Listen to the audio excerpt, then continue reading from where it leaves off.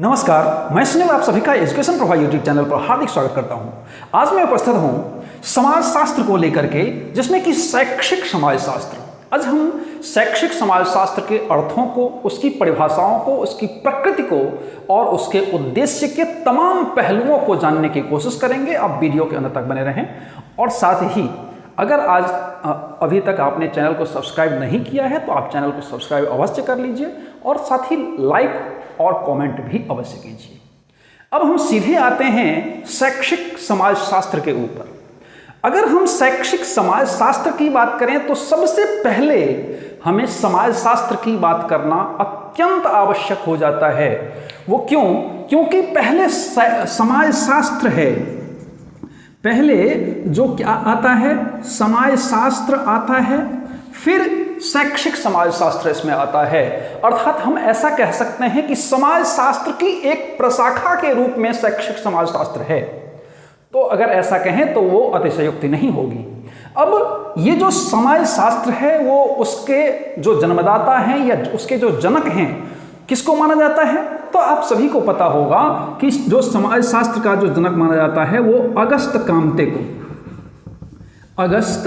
अगस्त कामते को समाज शास्त्र का जन्मदाता माना जाता है। वहीं अगर हम शैक्षिक समाज शास्त्र की बात करें तो उसके जो जनक माने जाते हैं वो किनको माने जाते हैं?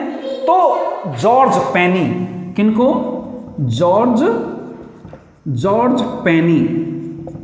जॉर्ज पेनी को शैक्षिक समाज शास्त्र का जनक या जन्मदाता माना जाता है। अब अगर हम बात करें तो शैक्षिक समाज शास्त्र एक समाज शास्त्र का ही एक प्रशाखा के रूप में, जैसे कि मैंने बताया है, और वो सामाजिक संपूर्ण गतिविधियों को, सामाजिक परिवेशों को, सामाजिक उद्देश्यों को, सामाजिक परिभाषाओं को या समाज रूपी जो समस्याएं हैं उसके समाधान को उपस्थापित करता है। अब जब ऐसा कह सकते हैं कि समाज और शिक्षा दोनों का एक समन्वित रूप जो होता है वो शैक्षिक समाज शास्त्र कहलाता है। अगर हम इसके अर्थों को देखें तो इससे हमें स्पष्ट होता है कि समाज शास्त्र दो शब्दों से मिलकर बना है। एक क्या होता है? एक होता है समाज और दूसरा होता है शिक्षा। अब समाज और शिक्षा ये दोनों एक दूसरे के पूरक होते हैं, क्योंकि शिक्षा के बिना समाज नहीं चल सकता और समाज के बिना शिक्षा नहीं चल सकती।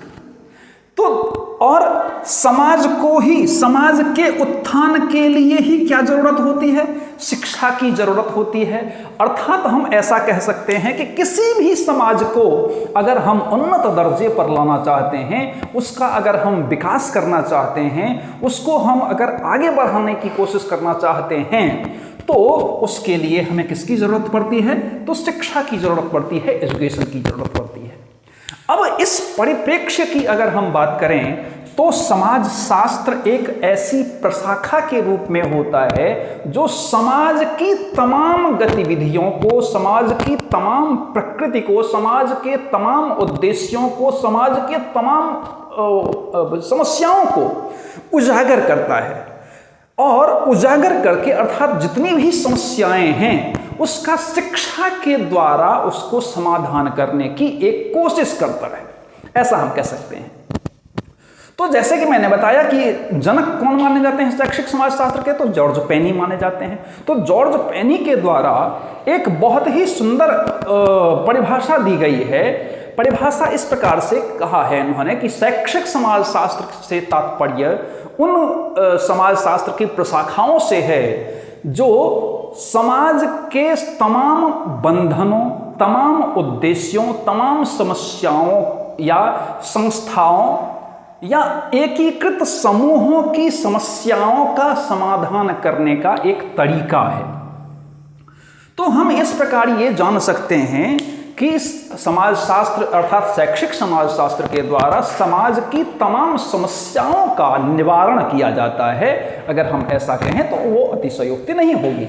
अब उसके अर्थों को जब अगर हम समाज और शिक्षा को देखें, जैसे कि मैंने कहा कि ये दो शब्दों से बना हुआ है, शिक्षा और समाज शास्त्र। अब समाज जब शिक्षा को लेकर के, अर्थात मैंने अभी कहा कि समाज में जब तमाम तरह की समस्याएं उत्पन्न होती हैं तो उसको शिक्षा के द्वारा क्या किया जाता है, हल किया जाता है। तो हल किया जाता है इस तरीके से, समाज में तमाम सारी समस्याओं का हल शैक्षिक समाजशास्त्र के द्वारा किया जाता है। तो इसीलिए इसको शैक्षिक समाजशास्त्र या शिक्षा में समाजशास्त्र कहा जाता है। अब हम अगर उसकी परिभाषाओं को देखें तो विभिन्न लोगों ने विभिन्न प्रकार के उद्देश्य या उसकी जो परिभाषाएं हैं वो दी हैं। जॉर्ज पेनी का मैंने बता ही दिया है।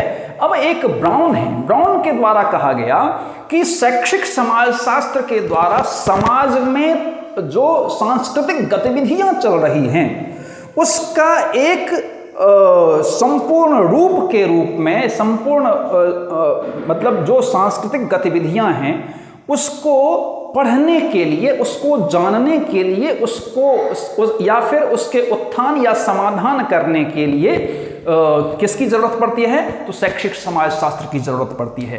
क्योंकि जब भी समाज में बहुत सारी समाज जो होते हैं उसमें बहुत सारी कुरीतियां भी होती हैं। अब जब कुरीतियां उत्पन्न हो जाती है, जैसे कि हमारे समाज में आज तो बहुत हद तक खत्म हो चुका है, जैसे बाल विवाह, दहेज प्रथा वगैरह वगैरह, जो बहुत सारी तमाम गतिविधियां या कुरीतियां हैं, उसको जब हमें बदलना होता है या उसमें जब उत्थान लाने की कोशिश होती है, वो किसके द्वारा संभव है, वो शिक्षा के द्वारा ही संभव है। जब तक लोगों में ये जागरूकता पैदा नहीं किया जाएगा, जब तक उसको शिक्षित नहीं किया जाएगा, जब तक उसकी समझ को विकसित नहीं किया जाएगा, तब तक इन तमाम कुरीतियों से हम पार नहीं पा सकते हैं। इसीलिए शैक्षिक समाजशास्त्र की आवश्यकता होती है। अब अगर हम इसके प्रकृति की बात करें तो प्रकृति, जैसे कि अभी बताया कि प्रकृति भी उसी प्रकार की होगी। क्यों प्रकृति इसी प्रकार की इसलिए होगी क्योंकि समाज के ही तमाम कुरीतियों को या उसकी समस्याओं को, उसके तमाम पहलुओं को, उसके तमाम प्रश्नों का हल किसके द्वारा दिया जाता है, शैक्षिक समाजशास्त्र के द्वारा दिया जाता है।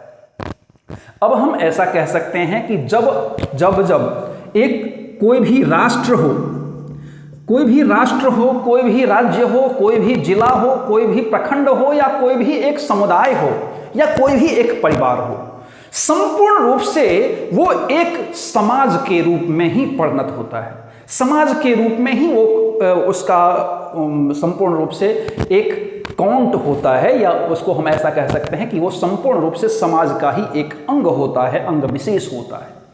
अब जब हमें इस राष्ट्र का, किसी भी राष्ट्र का उत्थान करना हो तो उसमें इकोनॉमी की भी जरूरत होती है, अर्थात अर्थोपार्जन की भी जरूरत होती है। उसके तमाम पहलुओं को, उसके विकास करने के लिए एक चीज की जरूरत तो नहीं पड़ती है, तमाम चीजों की जरूरत पड़ती है। लेकिन उसमें सबसे पहले या सबसे जो जरूरियात चीजें हैं वो शिक्षा है, या शिक्षा के द्वारा ही हम अपने तमाम जो हमारे ब्रेन में या मनोमस्तिष्क में जो गंदगी चल रही होती है उसको साफ किस प्रकार से किया जाता है, तो शिक्षा के द्वारा। जिस प्रकार से अगर पेट में कोई गड़बड़ी चल रही होती है तो उसको साफ करने के लिए किसी भी दवा की आवश्यकता पड़ती है, या व्यायाम की आवश्यकता पड़ती है, या तमाम चीज़ों की आवश्यकता पड़ती है।